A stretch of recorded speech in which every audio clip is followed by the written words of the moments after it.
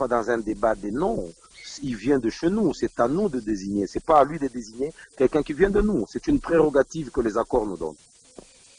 Oui, alors maintenant, quelle est la position officielle de la dynamique de l'opposition? C'est celle que je te donne. Je suis de la dynamique. Je suis de la dynamique, je fais partie, je suis secrétaire général adjoint de l'UDA originelle. Je suis financier principal de la dynamique de l'opposition. Donc, ma voix, c'est la voix de la dynamique. Je parle au nom de la dynamique pour dire, voici la position consensuelle à laquelle nous avons atterri pour dire, nous allons envoyer au niveau du Rassemblement le nom du Premier ministre et que les chefs de l'État vont intérimer. Voilà. Nous ferons à cela et nous n'allons pas déroger. Ok, est-ce que vous concerne une éventuelle organisation du funérailles par le gouvernement Sami Badibanga? Non, par contre, le gouvernement, par le biais de son porte-parole, nous a signifié qu'il se référait au programme qui viendrait de la famille biologique du président Tshisekedi, euh, en intelligence avec l'UDPS, le comité d'organisation de l'UDPS. Donc, il n'y a aucun problème au niveau du gouvernement. Et je sais que les gens qui sont au gouvernement, ce sont des hommes d'État. Quand on gère l'État, on n'a pas de sentiment, on n'a pas d'état d'âme. Donc, ils vont se référer et ensemble, nous allons organiser les obsèques du président Tshisekedi avec honneur pour l'enterrer avec tous les honneurs qui sont dus à son rang. Oui, mais aussi il y a des voix qui s'élèvent disant que si vous devez faire une cérémonie ensemble, est-ce que vous devez vous référer au président Kabila comme président? Et par contre, l'UDPS, jusqu'à preuve du contraire, après l'échéance du 19 décembre, reconnaît toutes les institutions étant inégales à part le Parlement. Comment cela va se passer? Non, nous sommes en pleine, c'est de l'amalgame, Blaise. Nous sommes en pleine négociation. Nous sommes dans les concertations. Si l'UDPS ne reconnaissait pas la présidence, pourquoi l'UDPS irait discuter à la SEMCO? L'UDPS est à la SEMCO. C'est Félix Tshisekedi qui conduit la délégation du rassemblement. Non, nous parlons de quoi? L'UDPS reconnaît le président Kabila pendant ce temps de transition, parce que justement, l'UDPS a accepté de co-gérer avec Kabila pendant cette transition. Et donc, la question n'est pas à ce niveau-là. Nous avons avancé. Par rapport à ce point de vue-là, nous avons beaucoup avancé. Et aujourd'hui, nous sommes au niveau où nous devons sortir un gouvernement consensuel qui serait un gouvernement d'union nationale avec mission principale d'organiser les élections. Et ce sera un gouvernement, un gouvernement qui va reprendre toutes les tendances. Voilà. Et maintenant, quel avenir vous donnez à l'équilibre de la classe politique congolaise? Parce que vous savez que c'était un poids lourd qui contrebalançait tout pouvoir en place. Mais je ne sais pas, est-ce qu'il y a une probable idée qui est en train d'émerger ou vous allez rester avec son esprit? Ça va se passer comment?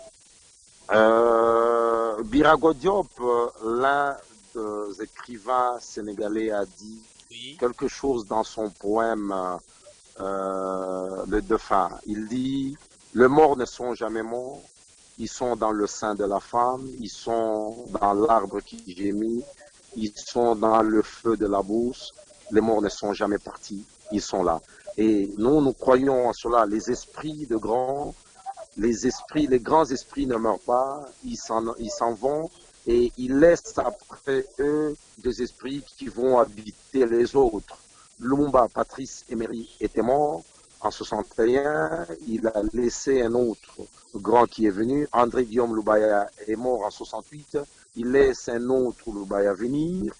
Et aujourd'hui, Tshisekedi meurt, un autre Tshisekedi va venir. Nous croyons, nous, à l'esprit de grands, à l'esprit des héros, à l'esprit des révolutionnaires qui reviennent encore pour habiter les autres et afin, n'est-ce pas, de pérenniser, de perpétuer leur lutte, leur combat pour la démocratie et pour un pays des droits. Et oui, maintenant, que dites-vous maintenant de gens qui disent que on ne peut pas faire confiance à la MP? La MP est une interlocutrice en face de nous. On est en pleine négociation. Je n'aimerais pas dire que nous ne ferons pas confiance. Si nous sommes allés autour de la table des négociations, c'est parce que nous nous sommes fait mutuellement un minimum de confiance pour pouvoir parler de la nation. Ce sont des hommes qui sont au gouvernement, ils dirigent le pays pour le moment. Faisons-nous un minimum de confiance pour sortir ce pays de ce marasme, sortir ce pays de cet embouement, sortir ce pays un peu de ce blocage depuis un certain temps et faire prendre de l'envol pour aller et faire rayonner ce pays dans le concert des nations. Il faut un minimum de confiance, c'est aussi la politique. Ok, est-ce que vous avez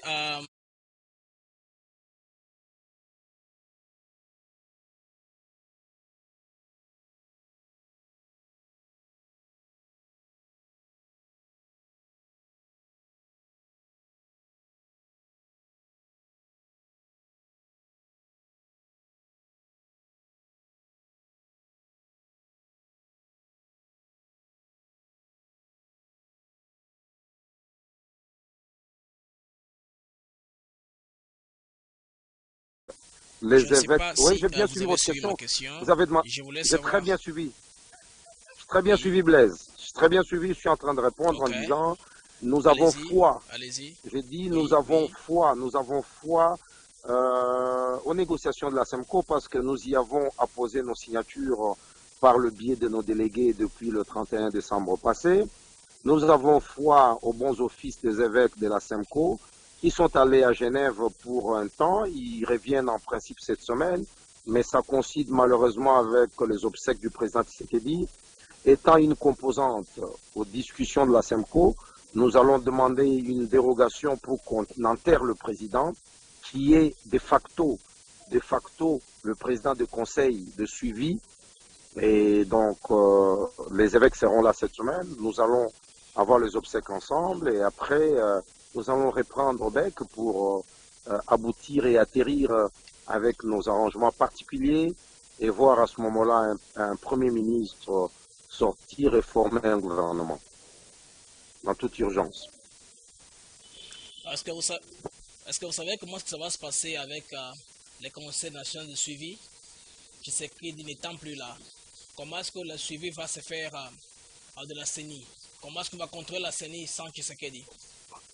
Étant un poste réservé au rassemblement, le rassemblement se réunira au moment opportun, mais le plus tôt, je le crois, pour qu'on puisse remplacer le président du conseil en cette place-là. C'est un fauteuil réservé au rassemblement. Nous le ferons le plus vite possible. Nous avons des leaders vertébrés, nous avons des leaders politiques assez massus et assez qui ont de l'envergure et qui ont de l'étoffe, qui peuvent remplacer le président Tshisekedi sans beaucoup de problèmes. Nous n'allons pas pleurer sur notre sort, nous devons honorer sa mémoire et nous le ferons le plus vite possible pour que cela soit fait. Et pourquoi ne pas donner le siège au MLC Il m'appartient qui était pas, censé les combattre il y a très longtemps? il m'appartient pas de porter un jugement sur la question de fond pour la protection et la défense de la Constitution, le MLC, pour qui j'ai beaucoup de respect. Et donc, c'est un fauteuil du rassemblement, ça a été décidé et les accords ont été signés, donc il ne m'appartient pas à revenir sur la chose jugée, parce que la chose jugée a une force. Ok, nous sommes arrivés pratiquement à la fin de cette émission. Est-ce que vous avez D'accord. un mot de la fin? Le mot de la fin, c'est que je présente mes condoléances les plus attristées à la famille biologique du président Étienne Tshisekedi, à toute la nation congolaise, à sa famille politique, à toutes les autorités congolaises. Je prêche le courage, je prêche l'espoir, je prêche l'intégrité qui a, qui a caractérisé cet homme pendant toute sa lutte politique. Et aujourd'hui, c'est l'icône qui est partie. Aujourd'hui, c'est le père de la démocratie qui est parti. Nous ne pouvons que nous souvenir de lui. Il est allé et il nous laisse son esprit. Nous allons continuer sa lutte, nous allons honorer sa mémoire en continuant sa lutte pour que ce Congo devienne un espace de démocratie, devienne un pays où il fait beau vivre, devienne un pays où le droit, seul le droit prime sur de personnalités, sur les armes et sur toutes les antivaleurs, le tribalisme et consorts. Voilà le message que je donne au peuple congolais, à toute la classe politique congolaise, à tous les nôtres qui sont disséminés à travers les nations et à travers le monde. Et nous pensons que ce Congo a des jours meilleurs. Quand les héros et les baobabs tombent, ils versent leur sang. C'est une semence dans cette terre de nos ancêtres qui ne fera que faire germer encore de fruits, qui va faire germer encore de l'espoir pour que les générations à venir puissent puiser et cueillir le fruit mûr pour lequel les héros sont tombés. Merci beaucoup Blaise, merci de nous recevoir dans votre studio. Ça a été un plaisir pour nous de partager le temps que nous avons eu avec vous. Merci beaucoup mon ami, nous sommes arrivés à la fin de ce programme. Nous allons nous revoir à la prochaine.